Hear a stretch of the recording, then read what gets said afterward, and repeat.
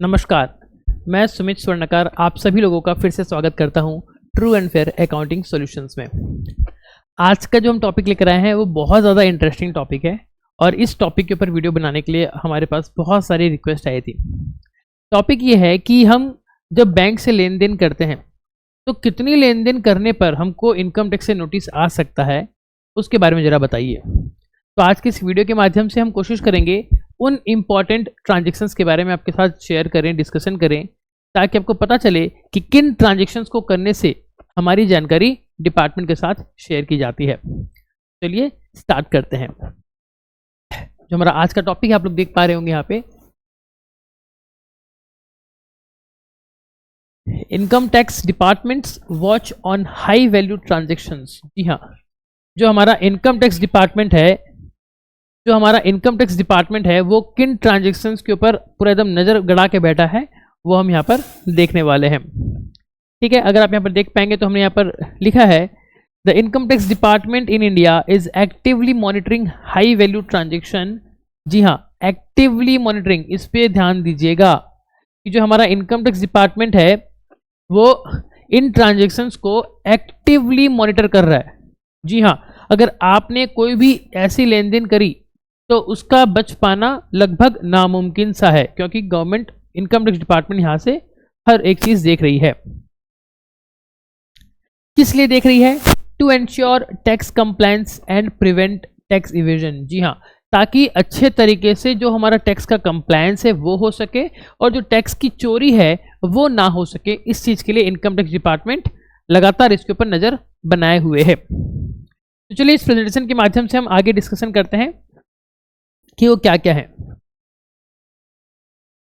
अगर आप लोग यहां पर देख पा रहे होंगे, टाइटन्ड स्क्रूटनी फॉर टैक्स कंप्लायंस। जी हाँ, टैक्स कंप्लायंस बहुत टाइट हो, बहुत अच्छे से हो, उस चीज के लिए यहां पर डिपार्टमेंट क्या कर रहा है? डिपार्टमेंट डेटा एनालिटिक्स का यूज कर रहा है। जी हाँ, आप जो भी डेटा उसको मिल रहा है उसको वो एनालिसिस करता है और वहां से कुछ फिल्टर करके ट्रांजेक्शन्स को निकालता है। The income tax department uses data analytics and information from various government agencies to identify potential cases of tax evasion। जी हाँ, डिपार्टमेंट यहाँ पर क्या करता है, जितने भी गवर्नमेंट एजेंसीज हैं, लाइक फॉर एग्जांपल आपके बैंक वगैरह हैं, फिर आपका मान लीजिए पोस्ट ऑफिस वगैरह हैं, या मान लीजिए अगर आप कोई प्रॉपर्टी वगैरह बाय करते हैं तो जो आपके प्रॉपर्टी रजिस्टर वगैरह हैं वो सब, तो इन डिफरेंट एजेंसीज से डिपार्टमेंट क्या करता है? डेटा कलेक्ट करता है और फिर उसको एनालिसिस करता है कि भैया जितना आप अपना इनकम टैक्स में शो कर रहे हो क्या ये उससे टैली कर रहा है कि नहीं कर रहा। फॉर एग्जांपल मान लीजिए आपने आपका इनकम टैक्स रिटर्न फाइल किया, रिटर्न आपने फाइल किया कितने रुपए का? फॉर एग्जांपल 5 लाख रुपए का, लेकिन आपके बैंक में आपने उसी साल जमा किया है 15 लाख रुपए कैश में, तब यहां पर डिपार्टमेंट आपको डाउट की नजरों से देखेगा कि भैया आप इनकम कमाते हो 5 लाख, लेकिन उसी साल आप अपने बैंक में जमा करते हो 15 लाख रुपए, तो ये चीज हमको जरा जो है वो समझ में नहीं आ रही। ठीक है, देन वही पॉइंट यहां पर लिखा गया है, अंडर रिपोर्टिंग इनकम। जो लोग अपनी इनकम को कमती बता के इनकम टैक्स रिटर्न फाइल कर रहे हैं वे लोग अब दिक्कत में आ सकते हैं। ठीक है, individuals failing to file their income tax return और under reporting income may face scrutiny from the department. जी हाँ, पिछले साल आपको बता दूंगा, पिछले साल हमारे पास टोटल 173 प्लस केसेस आए थे इस चीज के ऊपर, जिसे मैक्सिमम लोगों ने क्या किया था? गलत रिटर्न शो किया था। उनकी जो इनकम हो रही थी वो इनकम उन्होंने कमती शो की हुई थी इनकम टैक्स रिटर्न में, और जिसके रिगार्डिंग उनको डिपार्टमेंट से आ गया नोटिस, और उन नोटिस का फिर हमने यहाँ पर उनका कंप्लायंसेस किया था। तो अभी तक का जो भी हमने डिस्कशन किया, आप एक चीज मेंटली प्रिपेयर होकर अपने माइंड में सेट कर लीजिए कि अब इस साल से अंडर रिपोर्टिंग ऑफ इनकम करना लगभग नामुमकिन हो जाएगा। जी हाँ दोस्तों, आगे देखिए, अब आते हैं मेन मुद्दे पे कि क्या क्या वो ट्रांजेक्शन्स है। डिपार्टमेंट क्या करती है? डिपार्टमेंट फोकस कर रही है हाई वैल्यू ट्रांजेक्शन्स के ऊपर। ठीक है, अब किसको हाई वैल्यू बोलेंगे? 1 रुपए, 2 रुपए, 1 करोड़, 2 करोड़, किसको बोलेंगे वो बस हम अभी डिस्कस करने वाले हैं। तो डिपार्टमेंट का मेन फोकस किसके ऊपर है? उसका मेन फोकस है हाई वैल्यू ट्रांजेक्शन्स के ऊपर है। जैसे कि financial institutions are required to report high value transactions to the income tax department by May 31 each year. जी हाँ, जितने भी फाइनेंशियल इंस्टीट्यूशंस हैं, जैसे मैंने कहा बैंक वगैरह हैं और बहुत सारी फाइनेंशियल इंस्टीट्यूशंस हैं, ये लोग क्या करते हैं, जैसे कि bank, post offices, fintech companies, mutual funds, ये लोग हर साल 31 मई के पहले क्या करते हैं, डिपार्टमेंट को अपना जानकारी देते हैं। क्या जानकारी होती है उसमें? जानकारी बताते हैं कि हमारे रिकॉर्ड के हिसाब से ये वे लोग हैं जिन्होंने हाई वैल्यू ऑफ ट्रांजेक्शन्स किया है। अब आप इनकम टैक्स डिपार्टमेंट ये जानकारी पकड़ो, अब आप उनसे जानकारी निकलवा लो कि ये पैसे किस चीज के हैं, कहां से आए, कैसे आए। ठीक है। The CBDT, that is central board of direct taxes, has mandated these reporting requirement. जी हाँ, जो हमारा CBDT है वो इन लोगों के ऊपर, बैंक के ऊपर, पोस्ट ऑफिस के ऊपर, म्यूचुअल फंड्स के ऊपर मैंडेटरी एक कंप्लायंस दे दिया है कि भैया आपको हर साल ये रिपोर्टिंग करनी पड़ेगी कि कौन कौन से ऐसे लोग हैं जो हाई वैल्यू ट्रांजेक्शन्स करते हैं। तो चलिए आगे बढ़ते हैं, कौन कौन से वो ट्रांजेक्शन्स हैं। अब इस पेज से हम वो चीज देखेंगे।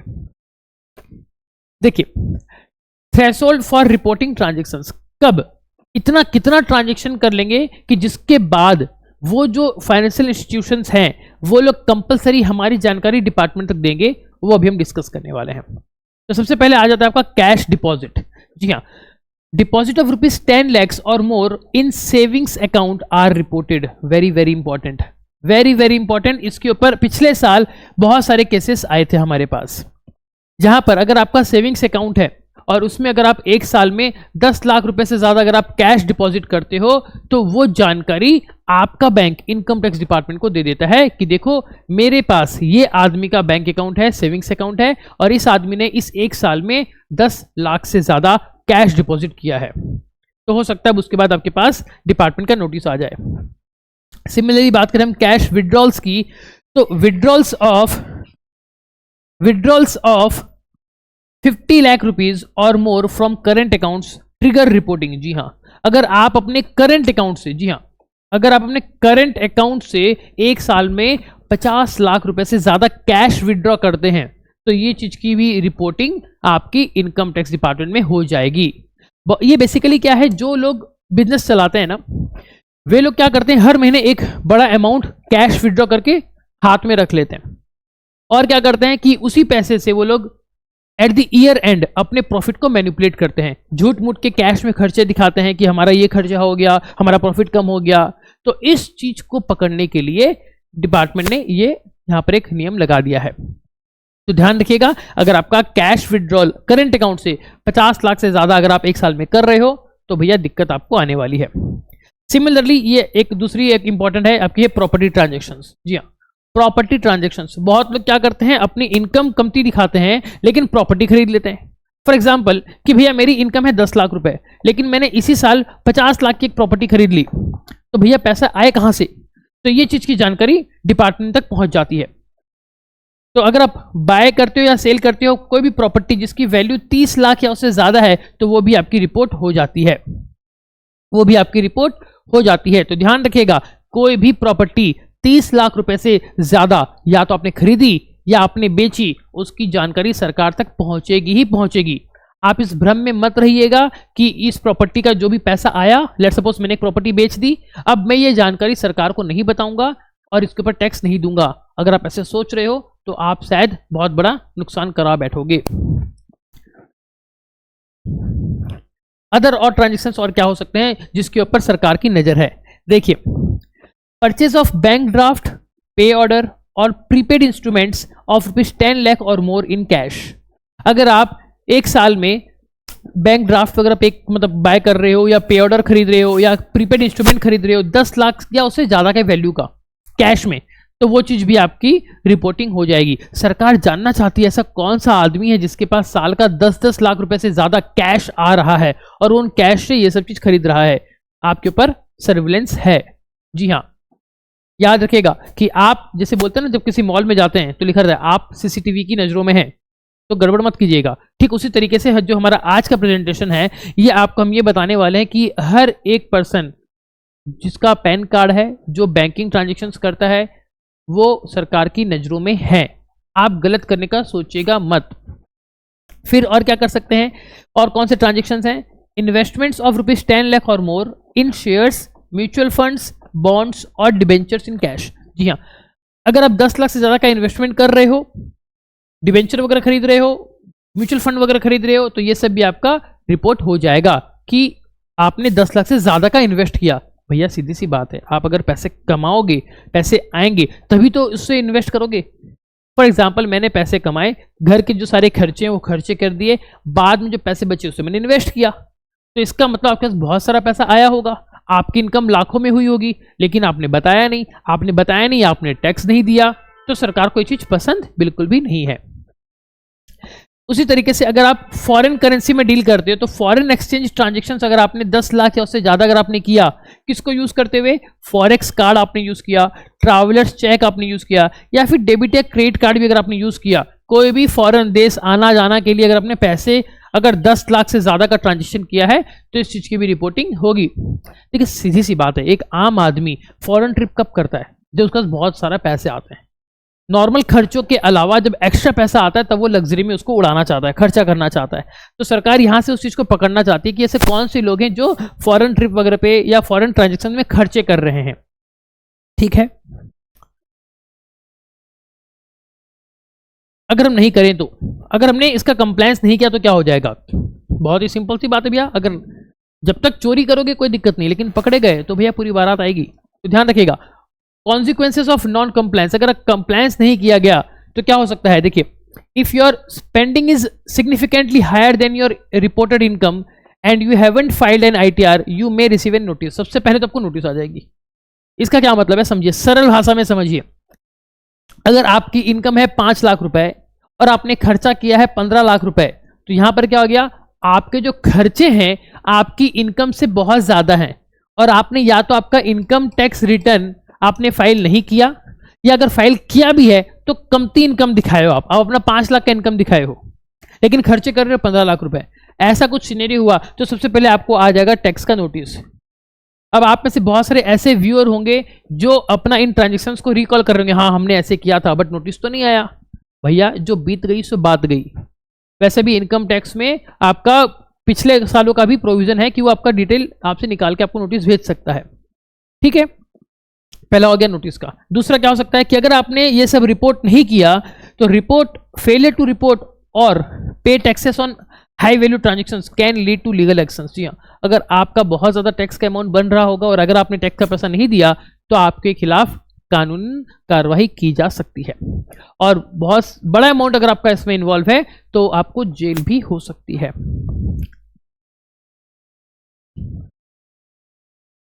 इतना सारा परपंच किस चीज के लिए हो रहा है? बहुत ही सिंपल सी बात है, मेंटेनिंग फाइनेंशियल ट्रांसपेरेंसी। भैया जो भी आप पैसे का लेन देन कर रहे हो उसमें पूरा ट्रांसपेरेंसी हम चाहते हैं। हम नहीं चाहते कि कहीं भी आप कुछ गड़बड़ करो। अगर आपने कुछ जो भी किया है हमको बताओ, और अगर उसके बाद टैक्स बनता है तो टैक्स दे दो, हम आपको कुछ नहीं बोलेंगे, सरकार एकदम क्लियर है। लेकिन अगर आपका टैक्स बनता है और आप टैक्स नहीं देना चाहते, नहीं दे रहे हो, तो आपको दिक्कत हो जाएगी। ये सारा जो हमने किया, ये किस चीज के लिए किया? These measures helps ensure financial transparency in India. जी हाँ, जो फाइनेंशियल ट्रांसपेरेंसी वो मेंटेन होकर रहे, वो सही से रहे, किसका पैसा किसके पास आ रहा है, किसको जा रहा है, कहीं पर भी ब्लैक मनी इन्वॉल्व ना हो, कोई भी पैसा गलत एक्टिविटी में यूज ना हो। इन सबको कंट्रोल करने के लिए ये सारे चीज यहाँ पर लाए जा रहे हैं। और ये चीज प्रमोट करता है किस चीज को? टैक्स कंप्लायंस को प्रमोट करता है। कैसे प्रमोट करेगा? क्योंकि जो इंडिविजुअल्स लोग हैं उन लोगों को ये डिस्करेज करता है गलत काम करने से। इस तरीके से इसको प्रमोट किया जा सकता है। तो अगर हम आज का हमारा इस डिस्कशन को अगर हम समराइज कर दें तो आज के समरी में हमने क्या सीखा? हमने ये सीखा कि जो इनकम टैक्स डिपार्टमेंट है इंडिया का, वो एक्टिवली मॉनिटर कर रहा है हाई वैल्यू ट्रांजैक्शंस को। कैसे करता है? वो डेटा एनालिटिक्स को यूज करता है, इंफॉर्मेशन लेता है, अलग अलग डिपार्टमेंट से, अलग अलग सोर्सेस से, डिपार्टमेंट से जानकारी लेता है। और अगर आपने इसको कंप्लाई नहीं किया, फेलियर अगर हो गया आप कंप्लाई करने में, तो ये आपके खिलाफ ऑब्लिगेशंस कुछ क्रिएट कर देगा, नोटिसेस आ जाएंगी, लीगल एक्शन लिए जा सकते हैं, ये सब आपके साथ हो सकता है। तो दोस्तों ये था हमारा आज का वीडियो इस टॉपिक के ऊपर कि भैया कितने लेन देन के ऊपर आपको इनकम टैक्स का नोटिस आ सकता है। उम्मीद करता हूं आज की इस वीडियो से आपको बहुत कुछ इन्फॉर्मेटिव आपको मिला होगा।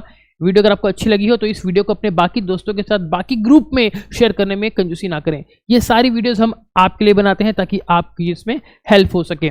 इसके अलावा आपको बता दें, हम है true and fair accounting solutions. हम स्क्रीन पे दी गई ये सारी सर्विसेज भी आपको देते हैं। अगर आपको हमारी सर्विसेज अच्छी लगी हो या आप हमसे सर्विस लेना चाहते हैं स्क्रीन पे दिए गए नंबर पे हमसे कांटेक्ट कर सकते हैं। ऐसे ही इंपॉर्टेंट वीडियोस के लिए सब्सक्राइब कर लीजिए हमारे चैनल को। मिलेंगे अगली वीडियो में, तब तक के लिए जय हिंद, वंदे मातरम।